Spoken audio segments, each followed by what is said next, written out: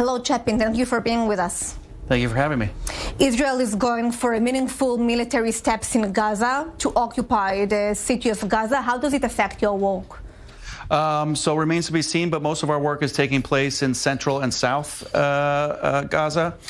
Just today, I was at a distribution near Rafah. We delivered 650 pallets of aid, to men and women. We also had a separate women's distribution that I got to see. But are you going to open more centers? We are in the works. We are planning to open 4 more centers and scale to 8. Those plans are being talked about and discussed right now. And it's not a secret that the UN is not a fan of your work, and the trucks that are going into northern Gaza are a challenge for you. What is going to change about this? Well, they're not a challenge to us. It's a challenge for the United Nations to get them where they're supposed to go.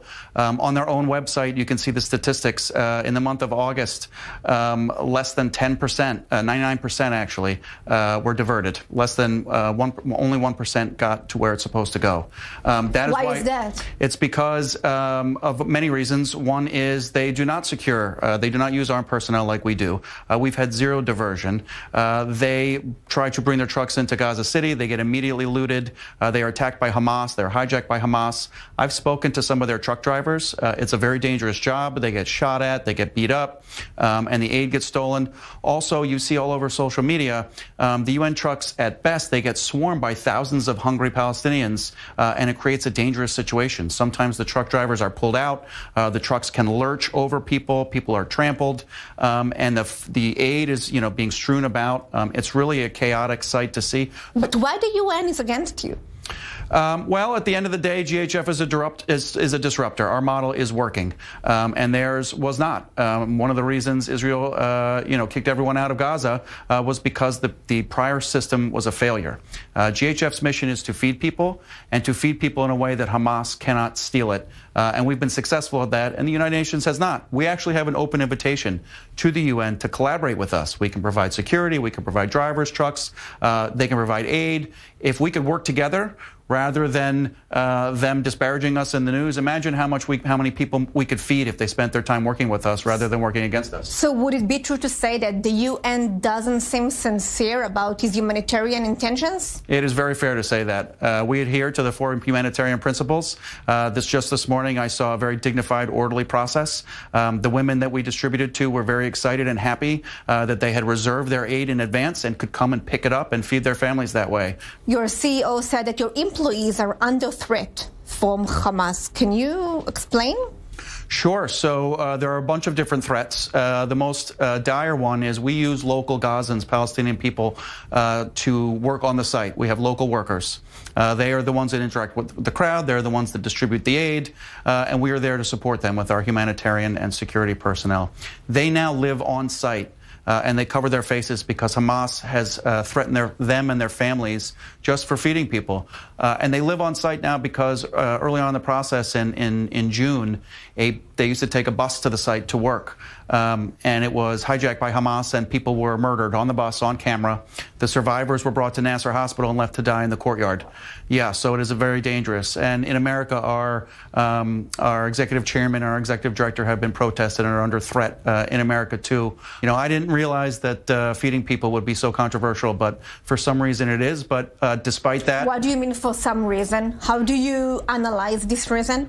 Well, I would say we've delivered over 130 million meals with no casualties other than Hamas-fomented violence on our sites, no shooting casualties on our sites. We've done it safely, securely, and with dignity, and we're looking to expand. And by the way, the threats you just mentioned is only making our people more resilient to do the right thing and to keep feeding more people. But explain to me something, because your organization has people that work in humanitarian projects around the world, in different areas, in Arab countries. What's the difference, for instance, between Gaza to Afghanistan? There is not a lot of difference. So the United Nations in the past has worked with groups just like us. They have worked with armed security Haiti, Congo, Sudan. This is the only place on planet Earth the United Nations and other NGOs have a problem with our model.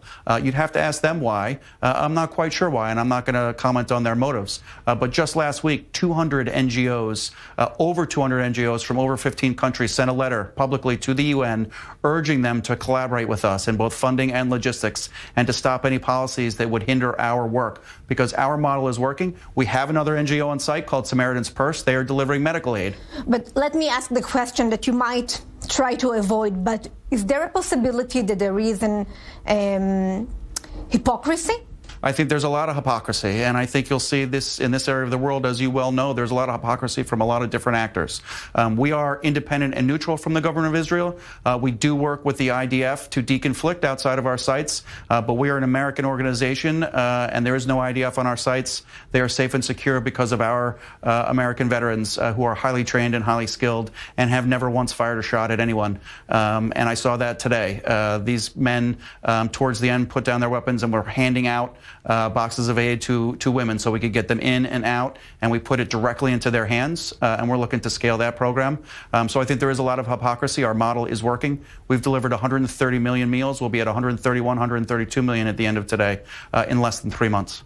Chapin Faye, spokesperson for the GHF. Thank you very much. Thank you.